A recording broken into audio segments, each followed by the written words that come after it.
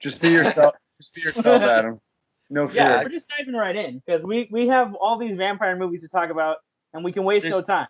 So tonight we're going to talk about a subgenre. What? You interrupted me already. We already started. Just go. I'm just. Oh, I said we're going. Okay. Let's get on with the show. All right.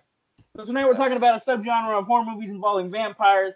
It's a vampire road movie such as From Dusk Till Dawn, Near Dark, and John Carpenter's Vampires, plus a sequel featuring Bon Jovi. Before we sink our fangs into this one, let's take a little bite out of the news. What have we heard in TV and headlines? Did you guys hear that The Last Starfighter is finally getting a sequel? He won't be The Last Starfighter anymore. You told me that, yeah. Yeah, so that's pretty exciting. It's the second to last Starfighter, right? Yeah, the second to last, yeah. Or Son of Starfighter. That's pretty cool. What year? What year did the first movie come out?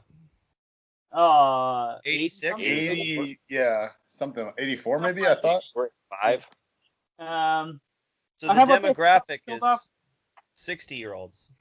Oh, well. Pretty much, yeah.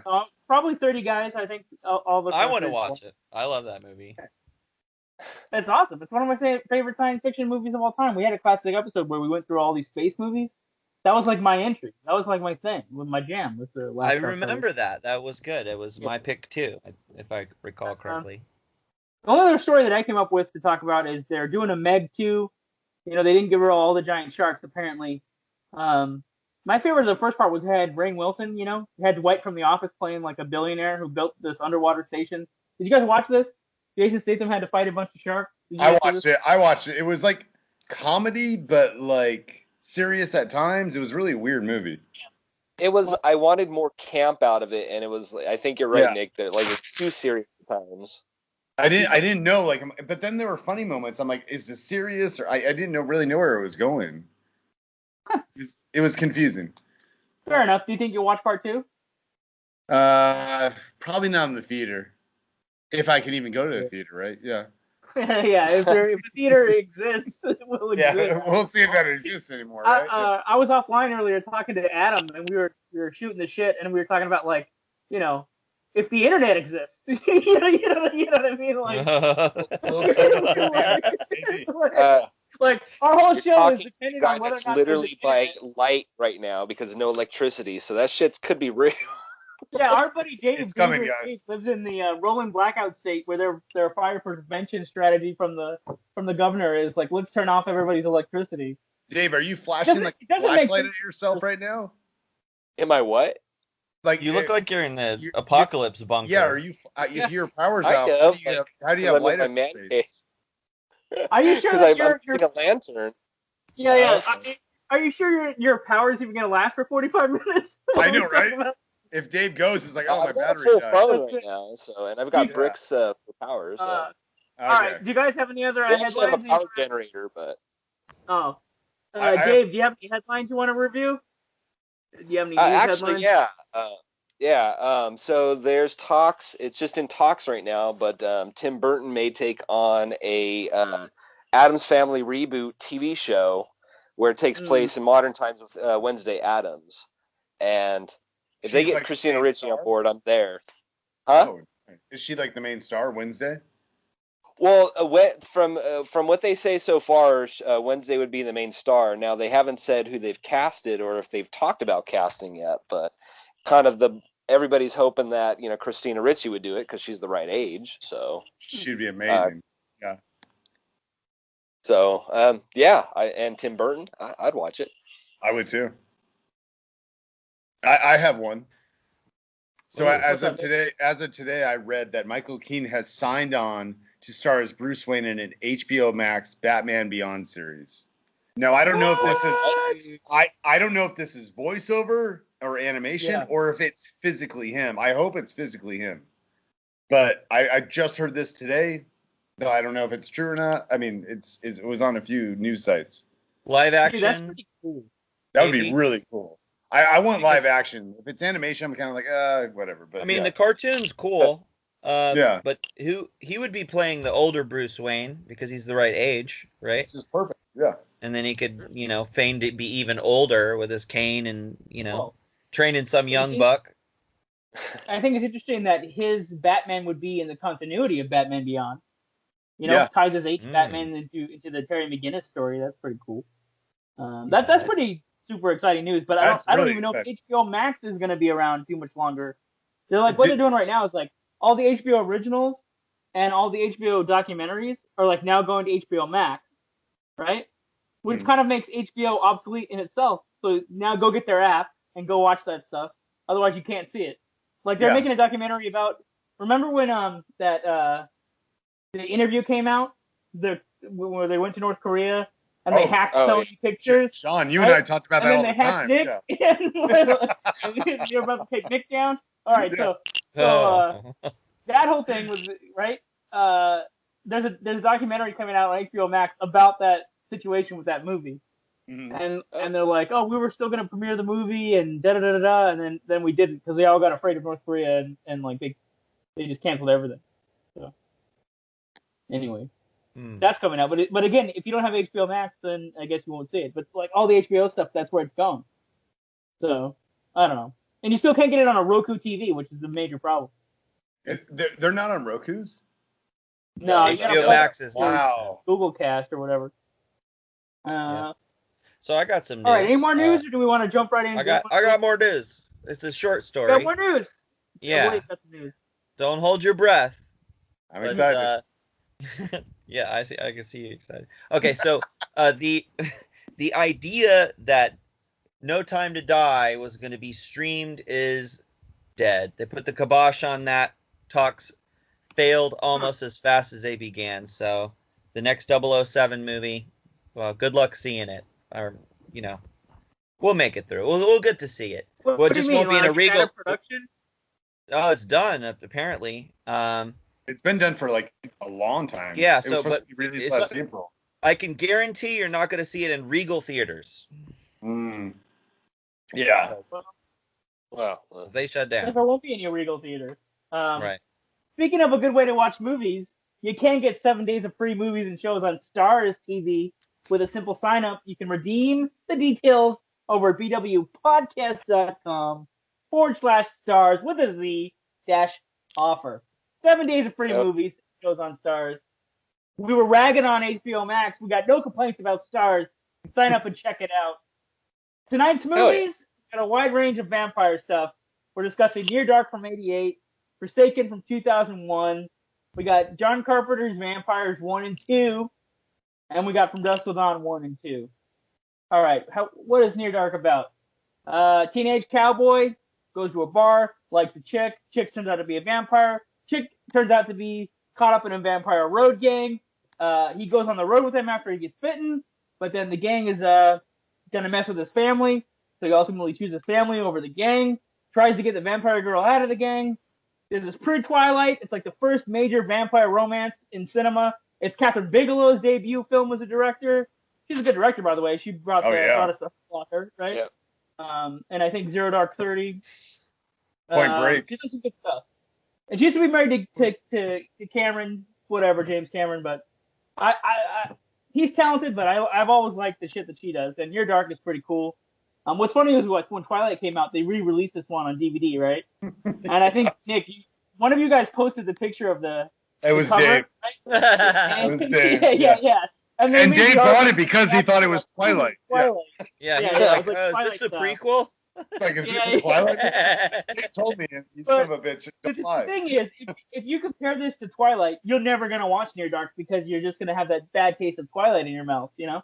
But that's the general synopsis. Like, you know, kid gets messed up in this vampire road gang. It's a Western, though. I noticed about all the stuff we're talking about, they're all vampire Westerns, right? They're vampire road movies, but they're also all horror Westerns. It's like a subgenre. All right, so favorite bits from this movie. Actually, I don't really have like a scene or scenario. I do like Bill Paxton's vampire torturing the people in the diner. Oh, right? That's a highlight. That is definitely a highlight. The other element is I love the casting of Tim Thomerson as the dad. Right? Mm-hmm. He's hanging out on the little farm, wants to help his kid out, you know, trying to teach him the life lessons, but, you know, I'm sure he didn't expect the kid to bring home a vampire. Yeah, you know what I mean? It's like one thing to have a teen pregnancy, but oh, you're caught up with vampires? Great. Could it have just been drugs? We could have done it with meth. Like, Could have dealt with this, yeah. Yeah, could have dealt with that. So let's go to Nick. What's your favorite bit from Near Dark? I actually love the score by Tangerine Dream. I thought it was a really beautifully done score, and they did Legend and a bunch of stuff at that time.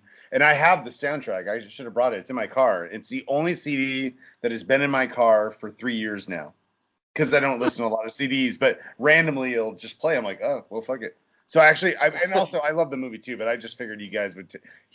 John took my favorite scene from the Bill Paxton part at the bar, so that's why I bring up the score. Yeah. Dave, what about you? Kind of same thing. He took my scene, but I haven't watched this recently, but I remember the young kid in it, who wasn't he like actually the oldest member of the group, but he was in the youngest body. Yeah, if I remember right. Called the old man who was like stuck in the body of a 12-year-old. That was really cool. Yeah. But I like that because I like that kid actor. He was in a movie called River's Edge, and like he had a sweet spot in the '80s where he was in a few movies. And he looked like the youngest kid from Charles in Charge, didn't he? It's been forever since I've seen Charles in Charge, so I can't. Yeah. Sorry. Everybody's a little thrown off because we usually don't record video. We usually just do audio. Everybody's like, what do I look like? I'm just looking at you guys going like, what do they look like? All right, well, you're up to bat there, Double A. We're looking for your okay, so Dave is always like taking mine, and I'm always taking Dave's. Right. That little kid, he predates like Interview with the Vampires weirdness about like how you can turn at a certain age and be stuck in that age forever. And this is the first time that I think I've seen this idea on screen, so it was a neat idea. Maybe it has existed before that, but in Interview with the Vampire, they made a big deal about it. But here it is, like, we got this older movie, boom, the kid's there. But my favorite scene in the movie is him needing, like, a companion his age after boasting being a man inside of a child's body for so long. Like, he falls for, you know, the guy's sister. Oh, man. And yeah. And that was you like... just reminded me of this other movie. So I didn't mean to cut you off, but I gotta remember to bring Okay. it. Well, he's I don't know. He's trying to play with the big boys because he says he's a man inside, but he's really just a kid looking for another kid to play with because he's frozen mentally in that place. So he's boasting, pretending to be a man when he can't ever mature, and that's a neat idea. The other thing is like he is trying desperately at the end to get to her, and the thing they like to play with in this movie, the different movies had different rules for how vampires worked. But these guys could be in the sun for a little while as they smoked. Well, see, just save that. I feel like you got ahead of the notes because I said favorite spin or twist on the vampire myth. Pick one of the movies. That's like our third act. You're ruining our third act. Just him exploding. Boom. Yeah, I was cool. Like, what? Well, you reminded me of another vampire movie, Let the Right One In. Same kind of thing. She's a young vampire, and she specifically targets like older men that may be pedos or whatever. But then like that's who she eats, and then she meets a child her age and wants to be his friend and all that. Yeah, that reminded me. Your statement about the character reminded me. It's a cute movie, fun for the whole family. So, what is The Forsaken about? That's the next list on our playlist here of these Vampire Road horror westerns. The Forsaken is like you pulled these two kids out of a CW show and plumped them down in a horror movie. You got Kerr Smith and Brendan Fair on the road. Kerr Smith is, of course, from Dawson's Creek. He's also in one of the Final Destination movies, like the original. Plays like one of the jocks, right? So he needs to take a side gig to have money to go to his sister's wedding. So he figures I'll drive this fancy car, BMW, whatever it is, Rolls Royce, whatever the hell it is, out into the country and have enough money to go to my sister's wedding. And what's cool is like, what's relatable about him is we were in film school, I think, at the time, and that's his job. He's like an assistant editor at a schlocky horror movie production company, right? And then he takes this gig to drive this car and gets caught up in a situation where he gets hooked up with these two infected characters, and it's kind of just like this works like a blood disease, almost like it feels like an STD, but maybe not, because you get bit, you're infected, right? Anything you do with the vampires in this movie, you're infected. And then Jonathan Shake is like doing such a good job, or Shrek, or however you pronounce this guy's name. He's been around a little while. He's in some of the zombie movies that come out recently. He's a big horror genre fan too, actually. Yeah, he's been in a lot so he does horror. a good job doing like the Dracula-esque, but James Dean version of Dracula, if such a thing is possible. And he's in like a fancy road, like souped up Mustang or road, whatever the car is, Camaro or something. And they keep encountering him as they go along their trip, trying to get to where they're going. And then there's like this whole mythology in this movie about like where the vampires started from in the Great Crusades or whatever. So, yeah, that brings us to favorite bits. I guess that's mine. I like the story of how they came to be, like with the knights, you know, encountering the angel of death or whatever. I thought that was cool. Dave, what about you? What's your favorite bit from the Forsaken? Well, the main character towards the end has a fun rendition of Enter Sandman by Metallica for a minute. That, and honestly, like the soundtrack, I mean, it's by today's standards kind of crappy music, but like it was kind of music grunge, I grew up with. It's like the Element, yeah. It's the new metal music of that era, so that's kind of took me back to being a teenager for a moment. Nice. So. Yeah, grunge only existed then, so yeah, you'd have to that's like the first Scream or something. You get to go back to like a musical time, you know? Yeah. That was like encapsulated in a certain generation. Like Everclear and all those guys. The Red, Chevelle, all those guys. Where are we at? Nick, what are your favorite bits from The Forsaken? I forgot the main villain's name. You just said Jonathan, what's his name? Oh, he has a dumb name. His name is like Kit. No, but the main vampire guy. Oh yeah, played by Jonathan Scheck or whatever. Yeah, I just think he was so charismatic and such a great villain in this movie. He was my favorite part. Like just any scene he was in, he just brought this movie up another notch. Yeah, if he hadn't done it, it probably would have sucked. I really would, yeah. He so I just thought he was like, you know how there's like actors who just steal a movie? He stole this movie. Yeah. Double A. I felt a great degree of tension the entire movie because his goal was to deliver that car spotless to its destination. I hope they bring that up, actually, yeah. And I was like, all right, he's got to not get anything on this car. That's how they opened part 2. What the hell are we going to do about this car? Is there a part 2? I don't know. No, it should be a part 2. I'm like, oh, you kind of wonder if they were hoping for a franchise, right? They probably would have, yeah. So when 19 years later, nothing.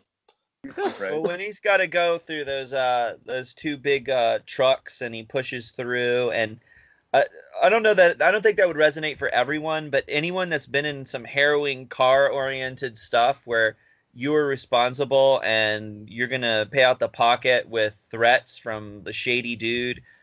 I don't know. I identified with that real hard, guys. And have you had this experience, Adam? I don't know where I'm pulling it from, but it was resonating real strong. So, yeah. So, that brings us to John Carpenter's Vampires. John Carpenter's Vampires, the first one, was his last movie that was in the black, like as far as his box office take, right? Because he does Ghost of Mars shortly after this, and it tanks. And so this was his last like positive box office success. Was this profitable? Was this a hit? I forgot. Yeah. The original Vampires was a hit, and essentially it's adapted from a novel about these working class guys that they're basically exterminators. They get hired by the Vatican, the CIA, whatever local town sheriffs. Town pays them. They bring their crew in, and they basically annihilate infestations, nests of vampires. They have weird names for vampires in here, like beaters, masters, and creepers, or they have weird names, whatever. Yeah. That's basically the whole plot. There's like one guy named Jack Crow who's supposed to be like the best of the best. That's who James Wood plays. Then you got one of the Baldwin brothers. It's actually Daniel Baldwin. In like one of his only good movies, playing like the friend Montoya or whatever, who helps him rig these things to pull the vampires out of their nests and into the sunlight. That's kind of how they do it. They walk in. They're pretty sterile about it. They go in. It's all mechanical. They got big giant stakes, mechanical arms. They just wrench them up. They hit them with the crossbow, drag them out of the house, and take out all the vampires. And they bring a priest. I guess that's like ceremony, right? They bring a padre with them every time. But They let their guard down. Vampire screws up the whole team, and that kind of sets up the plot of the first movie. They got an infected girl with them, and then they're trying to unravel this conspiracy of like, well, who's targeting the vampire killers? Why is this master vampire hanging out in the Southwest? And again, we're on the road because we're driving through Arizona, Texas, New Mexico. I think it's in New Mexico. We're driving through the Southwest anyway, right? Trying to stay alive with these guys. And that's basically Vampires 1. Let's show me the favorite bits. Nick, what do you got for us? What do you like about the first Vampires? Pretty much James Woods. I you know how like I'm honing in on actors a lot in these movies, and I think James Woods coming in there, just his cockiness, the badass, like I've done this for years. Let me come in and kill these vampires. I think James Woods steals the show in this movie. He's my favorite part, or my favorite. I mean, they give him some zingers, some one-liners, right? Like they do, yeah. Hey, Father, you got a little mahogany, you got a little wood moving in there. Like, yeah. Keep making references. I thought he was out of all the things. I thought he was incredible. Well, you know, Nick, who would agree with you on that is actually Roger Ebert. Because I remember when this came out, I used to watch like the Siskel and Ebert show, and he was like, James Wood should get an Academy Award or be nominated. Like, no lie, like he loved James Woods in this movie. Really, he said that? What? Yeah, no, I didn't. I'm gonna watch that review now. Yeah, no, but I do think I totally agree with Ebert. He really was so charismatic. Wow. I don't know if it was Oscar worthy in 1999 when this came out, but whatever. What did I wrote it down? 98. Yeah. 98. Okay. Yeah. Dave, what's your favorite bit? Actually, probably that like first 15 minutes or so. Like you mentioned earlier, working class. Like, yeah, these guys, like that's the thing I love is like they're taking out vampire after vampire, and it's just another fucking business thing. And slamming Pats all the time, right? Yeah. Like in fact, like just another day in their job. Like, there's like crossfades, like this is going on for hours, and they're like, all right, are we gonna be done with this yet? Or it's just business. When can I go to the bar and eat my nachos? Yeah, basically it's like they get there at dawn and they're done at dusk, right? Because they don't want to be after dark in case there's an extra vampire. It's kind of that thing. So they do feel the threat. They are terrified, and that's probably why they do the drugs and drink and party. You know what I mean? Because like Steve could be dead the next day. You don't know who's going to get killed on the job. You know what I mean? Like, it's almost like working for the carnival. These guys don't have like insurance, hazard pay. They don't get overtime. You know what I mean? It's like, they die. Yeah, family's not getting life insurance. If they get infected, they die. They're like rat exterminators or something going in there. I love that first part of the movie as well. I mean, because it plays out of like they're doing so much cool stuff in one space. And they keep going in and out. It's pretty neat how they got locked down in there. That's my favorite bit is the use of the team, and I almost feel bad that we don't really get to see the team very much in the first movie, right? And I think they learned their lesson in the second one because the team that forms with Bon Jovi in part 2, man, is together for most of the movie, right? Yeah. The team actually comes together in the second one, Los Muertos. Forming the team is like a major part of part 2, and that's essentially down in Mexico. What? No, I was just saying, like my real first favorite scene is James Woods getting like pulled off of that cross, or the cross getting pulled down and being dragged down. So I did not expect that. I'm trying to pitch the audience part 2, brother. Yeah, I know. That's why I needed to come in now because I was crap. God. Moving on. He's going forward. I need to catch up. Yeah, we got to keep the train moving. We got to keep the thing on the tracks. Okay. So in part 2, there's a vampire killer named Derek Bliss, played by Bon Jovi. He's down in Mexico. They call him for a special job. Essentially, how he takes jobs is he makes sure he videotapes everything so he can get his commission. Oh, so hard to get commission these days.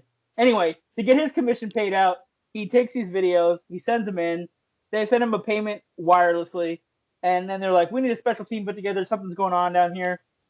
And the master's a female, and she's fucking everybody up in this movie. And everybody he goes to recruit gets killed. Spoiler alert! I should have warned everybody. Anyway, usually I alert you folks, but then tell you what the spoiler is. But I did the backup that time. Oh, yeah. Out of sheer excitement to tell you how many people die in this movie. At one point, they take the time to show you that like they got a guard on the outside. Then you have to cross a river. Then you have to go up this road to get to the monastery, and there's another armed guard there. But then when the vampires show up, none of those checkpoints actually work, right? To keep the keep the priest alive. Like, you know what I mean? Like, the guy doesn't call in on the radio like, "Hey, a bunch of vampires are just standing here in the middle of the road. They look like they're up to some shit." You know what I mean? Like, he could have called it in, warned everybody at the monastery, but he didn't. And again, Catholicism plays a big part because it's good versus evil, classic stuff. But what's funny is like Derek Bliss. Do you guys remember the Robert Rodriguez movie with like the guitar hero, like El Mariachi, Desperado? Yeah. Oh, he did like 3 and Once Upon a Time in Mexico. So that hero has like a gun, a bunch of guns inside of a guitar case. But in this, he has a bunch of guns inside of a surfboard, right? So Derek Bliss pops it out. He's got his little stake gun and a bunch of other accessories. Again, the giant stakes. I wrote down that the older brother from freaking Family Matters shows up. His name is Derek McCreary or something. He's the one that plays the guy that gets off the bus, and he's got the special shotgun shells to shoot the vampires. Yeah. So that's what it's about. It's like putting together the team and fighting a vampire in Mexico is basically essentially what this whole thing is about. But it ties into the first one because there's a magic cross that supposedly gives the vampires the ability to walk in daylight. So they bring the cross back, and they write out the priest from the first movie like he already died, just mysteriously died while trying to take care of the cross. Favorite bits from this movie, Adam? What do you got for us? Oh, well, that first scene with Bon Jovi going after, hey there, buddy, with the shaver, you know. And then he's like, "Oh, thank you, mister, for saving me." And then it was a misdirection from the very beginning, and I loved it so much. I was like, "Oh, this is going to be good." And it was good. I did not expect very much, honestly. I mean, how many other movies has Bon Jovi been in? Anybody? He's been in a bunch. Any movies before this? Yeah, I don't. He's actually been in a few. Yeah. Okay. Count them on your hand, maybe. But he did a good job, and I enjoyed it because of that. But my favorite bit is when your last words are "You've never lived until you've got head from a vampire." Amazing. Wow. Dave, what's your favorite bit? Just the fact that I bought Bon Jovi as an ass-kicking vampire hunter. Like, yeah, no, I didn't have much expectations. I've seen him. He hasn't done. He's always been a side character, or to have him carry the whole movie, I was surprised that he was able to do so. You know, so props to John Bon Jovi. Share his birthday, by the way. Fourth wall. I want to break his birthday birthday for a second. Every time I see, you guys can't see this, or maybe you can see this. I don't know. Depends on which version you're watching. Every time I see Nick take a drink, I then have to take a drink. Oh, are we doing this now? Okay, we want to play this game? Yeah, bring it. I don't have a drink. Let's see. So favorite bits. Who did we miss? Everybody kind of chimed in on their favorite. My favorite bit. My favorite bit is actually that the movie in general. I thought this would suck, and it was good. Yeah, that was my favorite bit. It was like, oh man. So wait, I told you guys were watching it. You're like, oh, John, what the fuck did you? I'm like, dude, because I would have watched this and liked this in 2000, whatever it came out, and then I watched it now. I'm like, I would have fucking actually really liked this movie. That's my point. I'm just saying. Well, I think this went straight to video back in the day, so I kind of it was a TV release, but they brought in who I call the sequel doctor, the real sequel doctor, Tommy Lee Wallace, who helped develop Steadicam. He's a great horror director. He did the TV version of It, and what else has he done? He did Halloween 3: Season of the Witch, which has a cult following. It has nothing to do with Michael Myers, but people still like that movie. Great movie. What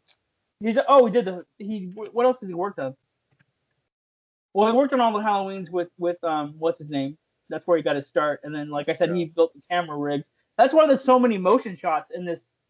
Could have been a throwaway sequel because of his camera rigs that he had. And honestly, it should have been, because around this time you would think this would suck, and that's why I never gave it a chance. I remember literally going to Blockbuster at the time, being like, whatever, let me rent this one instead. Los Muertos. And I should have, yeah, exactly. And my favorite bit is that it actually worked. I was shocked. Yeah, no, it's very well shot. It's very well made. I mean, like, of course, being from the Steadicam guy, it should.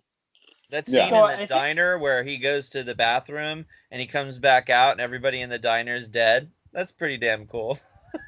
Because it really painted the picture of how weird that is. Yeah. Yeah. I was gonna say, like, before all these other movies came out, like Near Dark was the only one that was a Western and a vampire movie at the same time, and it stood that way for like at least 10 years. And Catherine Bigelow wanted to make that because she wanted to make a Western, but then it wasn't gonna get made, and all these other vampire movies were coming out, like Lost Boys and all that stuff. So to blend the genres is kind of cool, and to see these other movies follow it in its footsteps.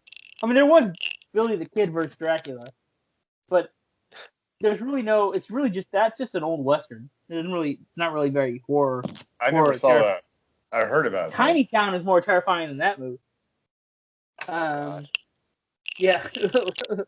So let's see. So now we're covering From Dusk Till Dawn because we're talking about how they blend westerns with horror elements and vampires. So From Dusk Till Dawn, there's the Gecko brothers. One of them is played by Quentin Tarantino. He's kind of pervy. The other brother, who's more responsible, is played by George Clooney. They're holed up in the beginning at a mini mart, and they're on their way to meet somebody at a bar called the Titty Twister, of all places. And apparently the setup is vampires have owned this bar for like, I don't know, 400 years when it was a Mayan temple, and now it's a bar. And basically anybody that's kind of a throwaway member of society, truckers, bikers, druggers, criminals, whatever, they all hang out here, and they get eaten by vampires. And it's just bad luck for the Gecko brothers because they're going to have to spend the night there. And then anybody that's there with them, like Sex Machine is a biker that helps them. There's a trucker played by Fred Williamson who helps them fight off vampires. And there's a family they take hostage because they're on the run from the Texas Rangers or whatever, right? From a bank robbery, right? You think you're watching Pulp Fiction Part 2, and then it veers off into left field, and all of a sudden there's vampires everywhere. And Selma Hayek is like the main vampire, who turns into like a snake goddess or something. And the only myth I can think that they're pulling on is like, I don't know if there are any Latin snake gods or Mayan snake gods. There's Greek snake gods that are like vampires, but I don't know how they got to snakes in like, maybe it's in Aztec mythology. I'm not sure.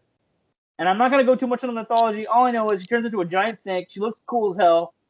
The repertoire, the writing is done by Quentin Tarantino, so it's good. And you got Robert Rodriguez doing a great job as directing the movie. So it's those two powerhouses put together for this like little indie crime movie that suddenly has vampires like halfway through the movie, which that split the audience like when it came out, like right in half, right? You either went along with it. If you didn't know it, I mean, it's pretty shocking. If you didn't know and you were watching like this is going to be like Reservoir Dogs, and this suddenly became this, it would be shocking. It really would. Did anybody have time to get to the sequel with Robert Patrick? I've seen it. I saw it before, so yeah. Okay. I've so seen in that one, same thing. Like bank robbers get infiltrated by vampires, and then like they have to work with the police and the Mexican. There's like a standoff between the police and vampires and Robert Patrick. So these come out in the 90s. What are your favorite bits? Do you got a favorite bit from the first one, Dave? From Dusk Till Dawn? Yeah, actually, keep in mind that I was 13 when this came out, so that's about the age I saw this. Yeah. And it's still my favorite bit, but Cheech Marin's pussy, Cheech Marin's pussy speech. Sorry, I guess it's gonna send us into explicit, but I have a special memory because me and a cousin who had just seen this would always have a back and forth with another. They're like, we got cold pussy. He goes like, we got wet pussy. We got hot pussy. Like it was a back and forth me and my cousin would have. So that's still kind of my favorite bit. Yeah, because Cheech Marin is like carnival barking outside the door to get customers to come in. And he's talking about everything you can get inside as a customer. Yeah. And he was also like the guard, like right before there, and then they do a transformation of him. Oh, like he plays 3 different people. He plays the carnival. He plays the guy at the club. He plays. You're right. He plays the border patrol guy. And then at the end, he plays the guy that was negotiating some kind of deal with George Clooney's character. Mm-hmm. Like he's the guy at the end. He's the reason why they're at the bar. Yeah, and it's almost like that's where the reset happens. They've escaped into Mexico. The first arc of the movie has 2 arcs.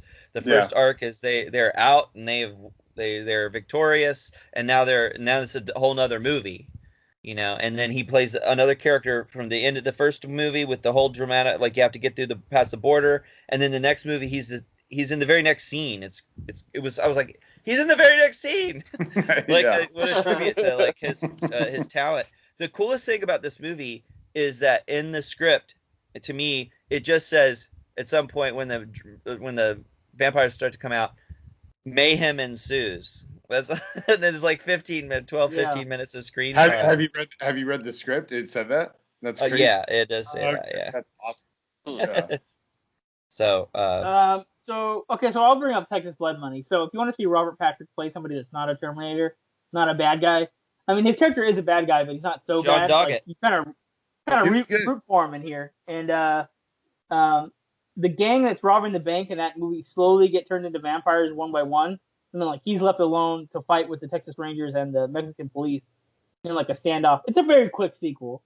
It's a one and done. But I remember when they were coming out, like somebody brought up Blockbuster earlier, and I can imagine people are like, "Daddy, what's a Blockbuster?" But anyway, when they existed, I remember seeing the two posters because they made 2 and 3 like back to back. Right? I can't even watch 3.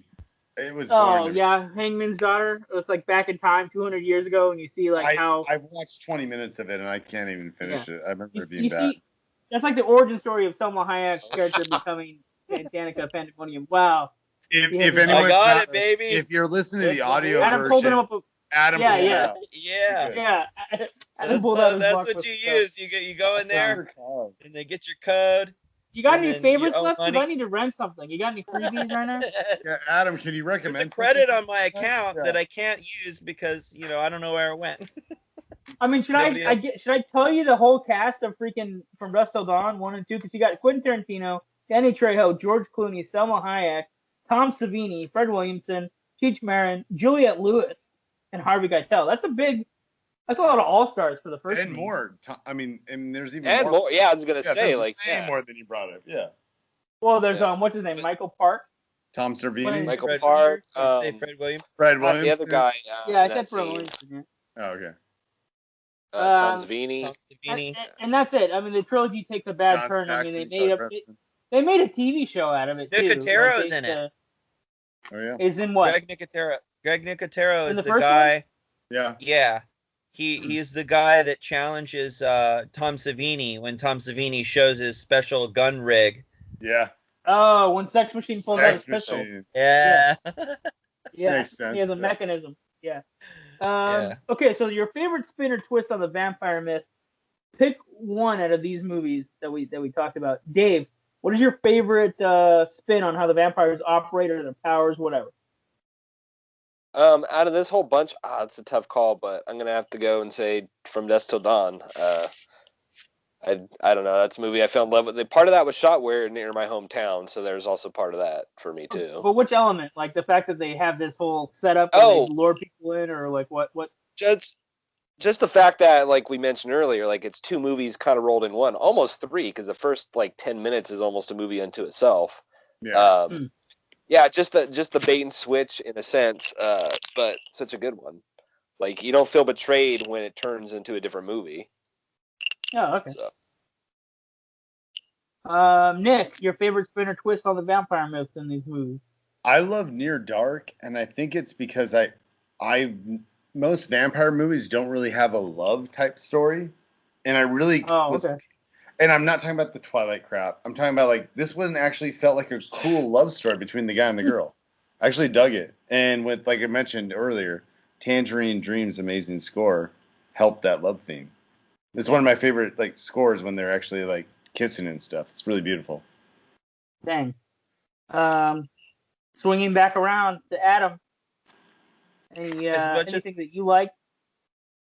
Yes. From how they set up the vampires.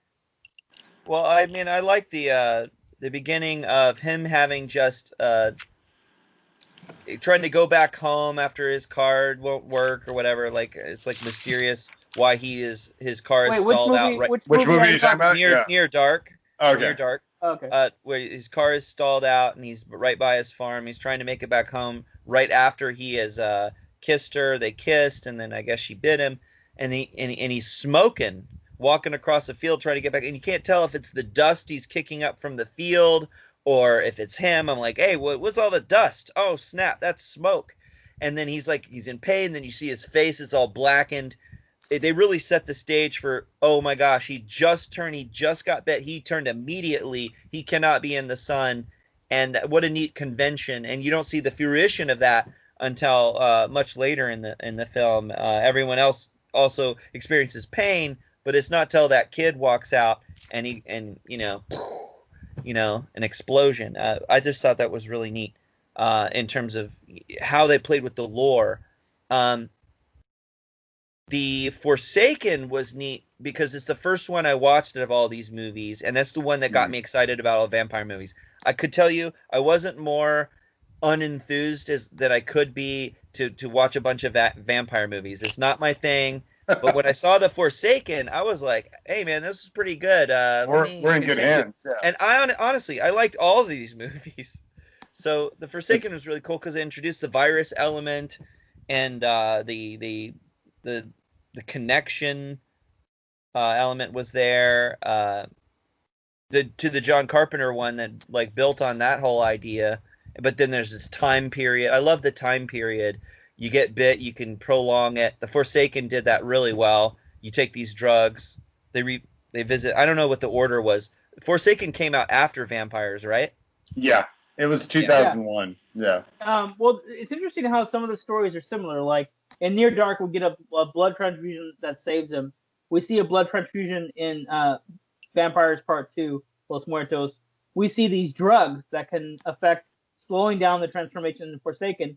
We also see those drugs in Vampires Los Muertos, which gives the vampires like a temporary way to go in the daylight, right? And then the only relationship to the other one from Dusk Till Dawn is that we're in the Southwest, and it's the Western myths are alive and well in these wrapped up in these little vampire shells. My favorite of this entire list is probably Near Dark. I sit a little bit higher than From Dusk Till Dawn. I'm really surprised that Near Dark is out of print. It actually disheartens me a little bit. It's so good. It's one of my favorite really vampire good. movies of all time. Like Totally agree. It's like, I mean, top of my list is probably Lost Boys, and then Near Dark is there.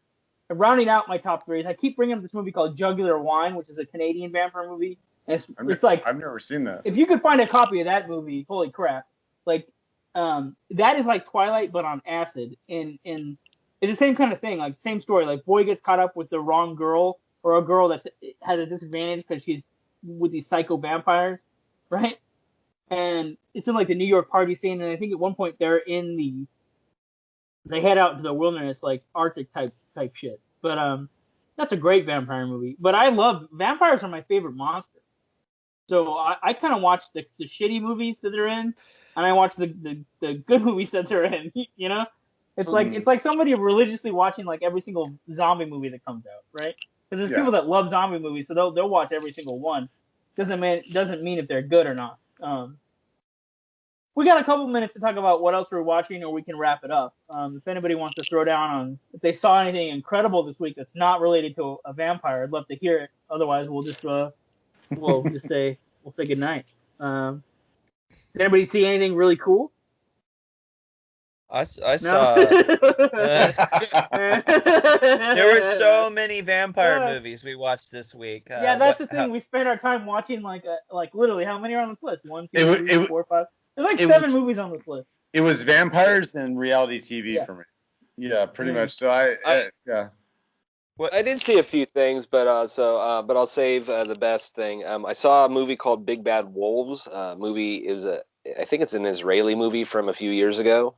Finally caught up with it. It is a revenge movie where it is fucking brutal. Like there are some torture scenes in this where just yeah. So if you want to see somebody get tortured and like brutal revenge, yeah. That's a perfect time to bring up our next series of movies, Dave. I mean, our next series of movies is feel-good movies, so that's a great time to bring it up. Watching torture porn, and then, by the way, we're going to bring you a series of movies to make you feel better. Oh, nice. Man. I watched. Yeah, that's where we're at. We're rolling into, we're obviously rolling into the holiday season, and so we'll be talking about a bunch of, there'll probably be some holiday-type deals, but I don't know. Speaking of Michael Keaton, I'm pushing us to watch Gung Ho. I'm just throwing that out there right now. Which one's that? That's the one where he wants to save the automobile factory in his town that got shut down, so he goes to Japan to get the investors. Oh. It's a Ron Howard movie. Wasn't that another? Weren't there 2 movies like that? Another one with Kurt Russell. There's another factory movie, but there's also a documentary that came out recently. But this is like But at the same time, like it's or maybe I'm not. Maybe are you thinking of Swing I don't know. Shift? Maybe, or there was. I don't know. I'll look it up. I don't know. But anyways, that's what we're doing, folks. We're gonna bring you some feel-good movies as we roll into this fall season. Parting thoughts, folks. Saying goodnight to the audience. I saw a really fun movie on Shudder, The Mortuary Collection. All right, everybody go check out The Mortuary Collection. All right, that's it for Binge-Watchers this week. We'll be back with a brand new show next week. Stay tuned. Tune in, drop out, whatever. Play it in the background. I really don't give a shit. All right, good night, everybody. Lights. Peace. Peace. Peace. All right, Peace. let's see.